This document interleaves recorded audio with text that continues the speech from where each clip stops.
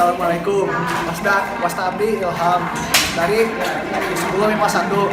Apa ya Abdi bakal ngabawakeun dongeng sasakala judulna Tangkuban Parahu.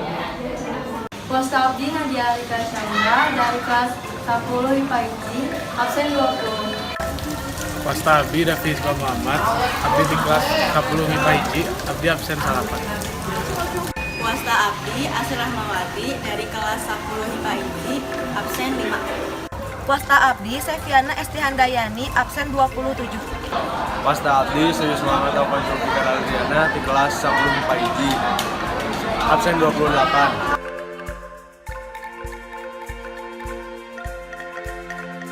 Dina hiji mangsa dicaritakeun aya sahiji putri raja di Jawa Barat ngaranna Dayang Sumbi.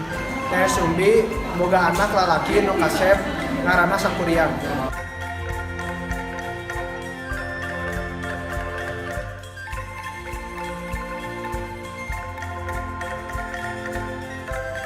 Sangkuriang karesepna ngaburu sasatawan di leuweung. Sangkuriang dibantuan ku hiji anjing nu ngaranna Tumang. Anjing eta lain sawajar anjing. Nu sabenerna anjing eta titisan hewan nu mangrupakeun bapana Sangkuriang.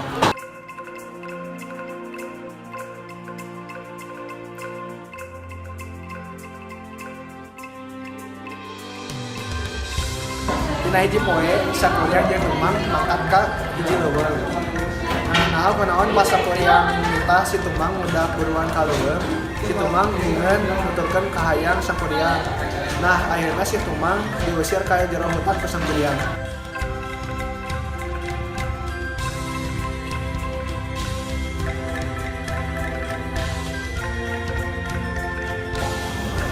Saenggeus Sangkuriang balik deui ka istana, Sangkuriang nyaritakeun kajadian eta ka induna, nyaeta Dayang Sumbi.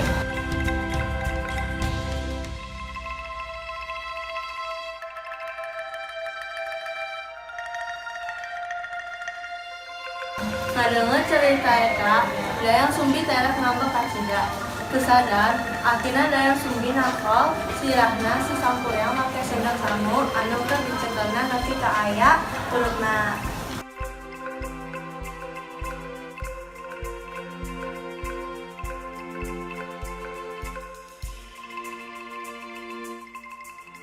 Sangkuriang ngambek, terus akhirna langsung ngangkat membara tinggalkeun istana kerajaanna. Sabra kejadian eta, Dayang Sumbi nyesel kanu tos naon dilakukeun nanakan ke Sangkuriang.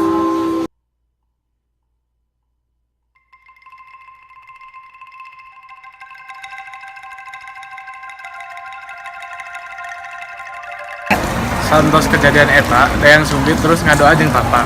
Dina hiji wangsa, dewa-dewa masihan hadiah ka Dayang nyaeta rupa awet, ngora jeung kagulisan nu abadi.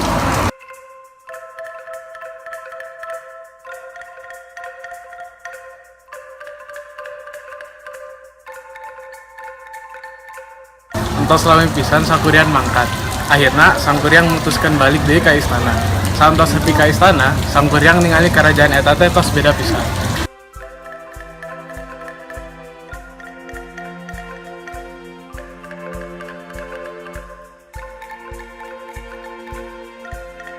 Didinya oge, Sangkuriang ningali aya hiji awewe anu geulis, adidan nu teu lain padahal mah indungna.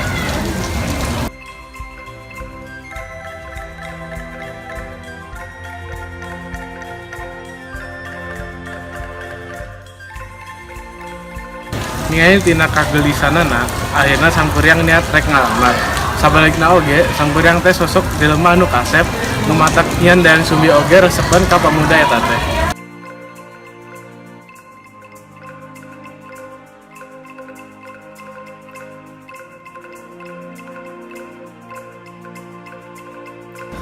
Dina hiji poe, Sangkuriang caritana arek pamit minta izin rek ngaburu di leuweung.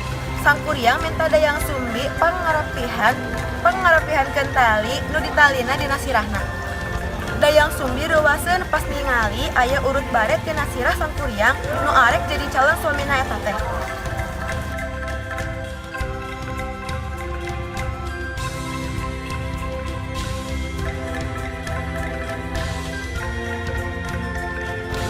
baret eta persis pisan kos anakna nutos ngarantau baheula. Dayang Sumbi merhatikan terus, dipikir-pikir banget nage mirip pisan jeung anakna nu mangkat harita. Dayang Sumbi mulai ngarasa curiga. Akhirna Dayang Sumbi niat rek ngagagalkeun perkawinan eta teh. Dayang Sumbi teras ngajukeun 2 syarat ka pamuda eta, nyaeta Kahiji, Dayang Sumbi hoyong pamuda eta teh ngabendung cai Citarum. Kaduana, Dayang Sumbi hayang hiji sampan parahu anu gede pikeun nyebrang cai Citarum.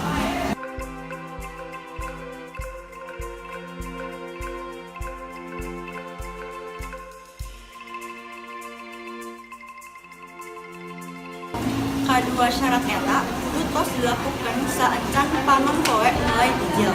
Nah, dina penting eta keneh Sangkuriang mulai ngalakukan 2 syarat eta.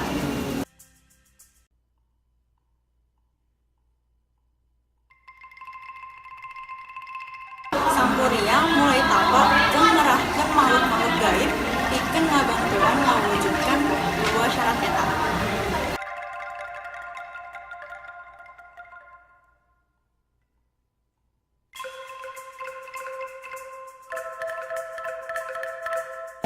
Dayang Sumbi mulai ningali lalaunan pagawean Sangkuriang nu sabenerna hampir beres dilakukan. Dina waktu eta keneh Dayang Sumbi oge mulai marentahkeun pasukanana pikeun ngabentangkeun laun Sutra nu warna beureum di sabelah kota timur saolah-olah okos panon poe nu karak bijil.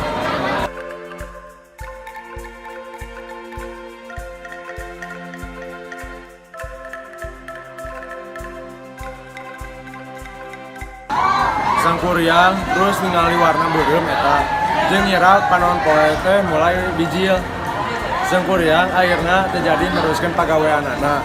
Ngambek lantaran nganggap teu bisa ngabulkeun 2 syarat eta.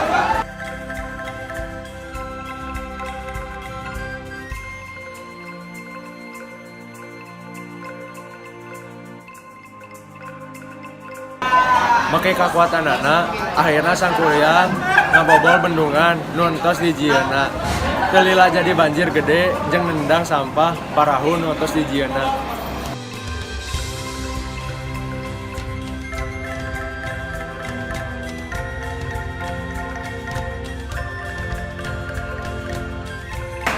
Sampan parahu eta ngalayang jeung akhirna ragrag dina hiji gunung nu ayeuna disebut Gunung Tangkuban Parahu.